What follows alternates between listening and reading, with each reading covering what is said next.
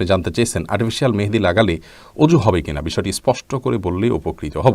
এরপরে মাহাদি হাসান জানতে চেয়েছেন মোবাইলে অগ্রিম ব্যালেন্স নিলে অতিরিক্ত টাকা দেয়, এটা কি সুদ বলে গণ্য হবে? এটা সুদ হলে অগ্রিম ব্যালেন্স নেওয়া জায়েজ হবে কি? আল্লাহ তার অসুস্থতা আমাকে দিয়ে তাকে সুস্থ করে দাও, এরকম দোয়া করা জায়েজ আছে কি না? সাদকা জারিয়ার নিয়তে গাছ লাগানো হলে সে গাছ মারা গেলেও কি সাদকা জারিয়ার সওয়াব পাওয়া যাবে? সাদকা জারিয়ার নিয়তে গাছ লাগানো হলে সে গাছ মারা গেলেও কি সাদকা জারিয়ার সওয়াব পাওয়া যাবে? যদি কেউ কোনো বৃক্ষরোপণ করে সেটি একটি সাদকা জারিয়ামূলক কাজ, নেক কাজ। আল্লাহ রাব্বুল আলামিন এই গাছ রোপণ করার ফলে এর মাধ্যমে যত মানুষ এবং পশু পাখি উপকৃত হবে, রোপণকারীকে সাদকায়ে জারিয়া হিসাবে তার আমল নামাতে সওয়াব প্রেরণ করতে থাকবেন, যুক্ত করতে থাকবেন। এটি বিভিন্ন হাদিস দ্বারা প্রমাণিত। কিন্তু আপনি কোনো বৃক্ষ রোপণ করলেন, সেটি অঙ্কুরেই বা কিছু দূর যাওয়ার পরে সেটি শেষ হয়ে গেল, সেটি ফল ফসল থেকে মানুষ উপকৃত বা পশু পাখি উপকৃত হওয়ার সুযোগ আর থাকলো না, এরকম যদি হয় তাহলে সেক্ষেত্রে এটি সাদকা হবে, কিন্তু সাদকায়ে জারিয়া হবে না। সাদকা মানে এটি একটি দান, একটি ভালো কাজ আপনি নিয়ত করেছেন, অতএব ভালো উদ্দেশ্যে আপনি কোনো কাজ করলে ইনশাআল্লাহ তার জন্য অবশ্যই সওয়াব পাবেন। বৃক্ষরোপণ করা একটা মৌলিকভাবে সওয়াবের কাজ, সেই সওয়াব আপনি পাবেন। কিন্তু যেহেতু এই বৃক্ষটি কন্টিনিউ করেনি, অতএব আপনার সওয়াবটাও এক্ষেত্রে জারিয়া বা স্থায়ী হচ্ছে না।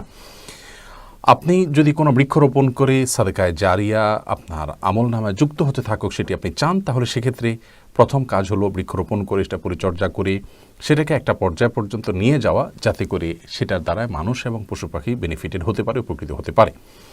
এই চেষ্টা আমাদের থাকা উচিত, শুধু রোপণ করে দিয়ে ছেড়ে দেওয়া নয়, বরং এর মাধ্যমে যাতে মানুষ উপকৃত হতে পারে, অন্যান্য পশু উপকৃত হতে পারে, সেজন্য পরিচর্যা করে এটাকে বড় করে তোলা, সকল ক্ষয়ক্ষতি থেকে রক্ষা করে তোলা, রক্ষা করার চেষ্টা করা, এটা আমাদের করতে হবে। আর আসন্না ফাউন্ডেশনের যে বৃক্ষরোপণ কর্মসূচি, এরকম আরও অনেক কর্মসূচি বিভিন্ন প্রতিষ্ঠান নিয়ে থাকতে পারে। সেরকম কোনো প্রতিষ্ঠানের মাধ্যমে আপনি দিলে বা আপনি নিজেই রোপণ করলেন পরিচর্যার জন্য, সেভাবে আপনি সময় দিতে পারেন না, তাহলে আপনি অনেকগুলো গাছ বা একাধিকটা গাছ আপনি রোপণ করুন। আল্লাহ না করুন কোনো কারণে কোনো গাছ যদি মারাও যায় বা নষ্ট হয়ে যায় ছোটো থাকতে, তাহলে সেক্ষেত্রে কয়েকটা গাছ রোপণ করলে যে কোনো একটা টিকলে ইনশাআল্লাহ সেটি আপনার সাদকায়ে জারিয়ার সওয়াব এনে দিবে। তবে আপনি যে চেষ্টা করেছেন এর কারণে ইনশাআল্লাহ অবশ্যই আপনি সওয়াব পাবেন। কিংকর্তব্য বিমূঢ় অধ্যয়নে আইডি থেকে আপনি জানতে চেয়েছেন আল্লাহ তার আনুগত্য আমাকে দিয়ে আল্লাহ তার অসুস্থতা আমাকে দিয়ে তাকে সুস্থ করে দাও, এরকম দোয়া করা জায়েজ আছে কি না? যদি কেউ এরকম দোয়া করেন তাহলে ইসলাম শরীয়তের দৃষ্টিকোণ থেকে এটি একটি ভুল দোয়া, এ দোয়া করা যাবে না। কারণ নিজে ক্ষতিগ্রস্ত হওয়ার বা অকল্যাণের দোয়া করা, যেটাকে আমরা বদদোয়া বলি, এটা নিজের জন্যও করা জায়েজ নয়, গুনাহের কাজ।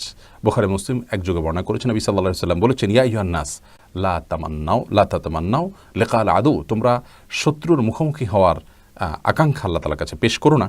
ওয়াসআলুল্লাহাল আফিয়াহ, এবং আল্লাহ তাআলার কাছে তোমরা আফিয়ত এবং শান্তি এটা সবসময় প্রার্থনা করবে, কামনা করবে।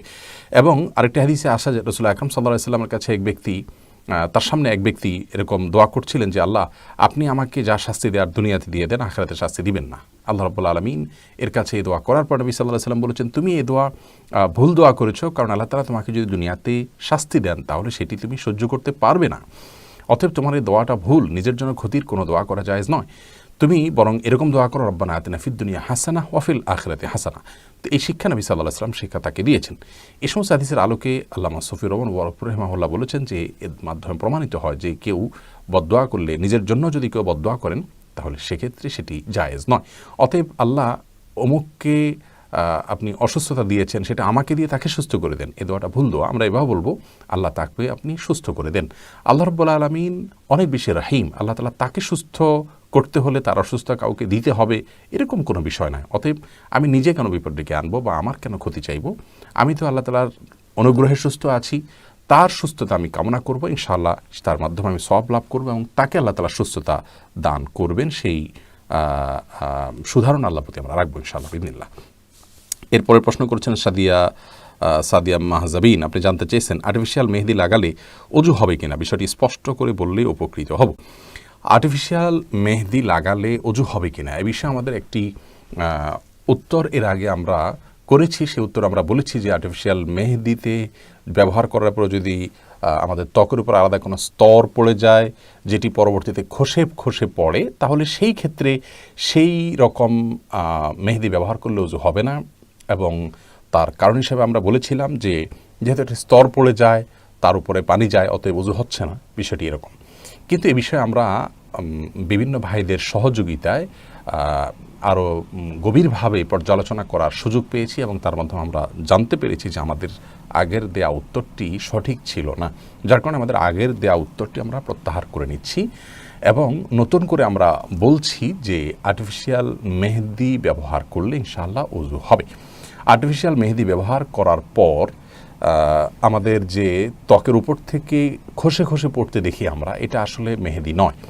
এ বিষয়ে সংশ্লিষ্ট বিশেষজ্ঞগণ এবং বিভিন্ন ওলামা একরাম যারা অনুসন্ধান করেছেন তাদের বক্তব্য, তাদের আর্টিকেল এবং তাদের অনুসন্ধানের রিপোর্টগুলো পর্যালোচনা করার পর আমাদের কাছে পরিষ্কার হয়েছে যে মূলত আর্টিফিশিয়াল মেহেদিতে যে কেমিক্যাল দেওয়া হয়, সেই কেমিক্যালের কারণে অ্যাসিড টাইপ কিছু থাকে, এগুলোর কারণে মূলত আমাদের চামড়ায় যেখানে একটু বেশি পড়ে সেটি, সেই অংশটাতে চামড়া আসলে খসে পড়ে যায়। এখানে ওই চামড়ার উপরের যে চামড়া খসে পড়ে বলতে চামড়ার যে উপরে আপনার সূক্ষ্ম স্তর বা লেয়ার আছে সেটা খসে পড়ে। এখানে খসে খসে পড়ে এটা যে মেহেদির আবরণ বা মেহেদিটাই খসে পড়া বিষয়টি সেরকম না, মেহেদিটা কালার হয়ে আমাদের শরীরের সাথে মিশে যায়। আর খসে পড়া বিষয়টা হলো আমাদের চামড়ার উপরের সেই সূক্ষ্ম লেয়ারটা। অতএব আমরা আগে যেটি মনে করেছি সে ধারণাটা আমাদের ভুল ছিল, বিধে আমরা প্রত্যাহার করেছি সেটিকে এবং আর্টিফিশিয়াল মেহেদি ব্যবহার করলে উজু হবে ইনশাআল্লাহ বিদিল্লাহ, যদি তার মাধ্যমে উপরে আলাদা কোনো প্রলেপ বা স্তর পড়ে যাওয়াটা প্রমাণিত না হয়। এটা বিভিন্ন ভাবে পরীক্ষা করা যেতে পারে। ধরুন একটা কাগজে আপনি লাগালেন, লাগানোর পরে সেখানে আলাদা কোনো স্তর হচ্ছে কিনা আপনি দেখলেন, নাকি শুধুমাত্র কাগজের এপিটোপিট কালার হয়ে যাচ্ছে, বিভিন্নভাবে এটাকে পরখ করা যেতে পারে, অথবা আমরা পরখ করার চেষ্টা করব। এরপরে মাহাদি হাসান জানতে চেয়েছেন, মোবাইলে অগ্রিম ব্যালেন্স নিলে অতিরিক্ত টাকা দেয়, এটা কি সুদ বলে গণ্য হবে? এটা সুদ হলে অগ্রিম ব্যালেন্স নেওয়া জায়েজ হবে কি? কাকতালীয়ভাবে দুটি প্রশ্নই পরপর এমন এসেছে যে প্রশ্নগুলোর উত্তর আমরা আগে দিয়েছি এবং সেই উত্তর আমরা প্রত্যাহার করে নিয়েছি। এ বিষয়ে আমাদের আগে একটি প্রশ্ন উত্তরে আমরা বলেছিলাম যে মোবাইলের যে অগ্রিম ব্যালেন্স নেওয়া হয়, সেই ব্যালেন্স নেওয়ার ফলে মোবাইল কোম্পানি আমাদের কাছ থেকে যে চার্জ করে থাকে 2 টাকা 3 টাকা বা এক এক কোম্পানি এক এক ভাবে কেটে থাকে, হারে কেটে থাকে, সেই কেটে নেওয়া টাকাটি নেওয়ার কারণে এই যে অতিরিক্ত নিচ্ছে সেটা সুদ হবে কি না এবং সুদ হওয়ার কারণে অগ্রিম ব্যালেন্স নেওয়া হারাম হবে কি না।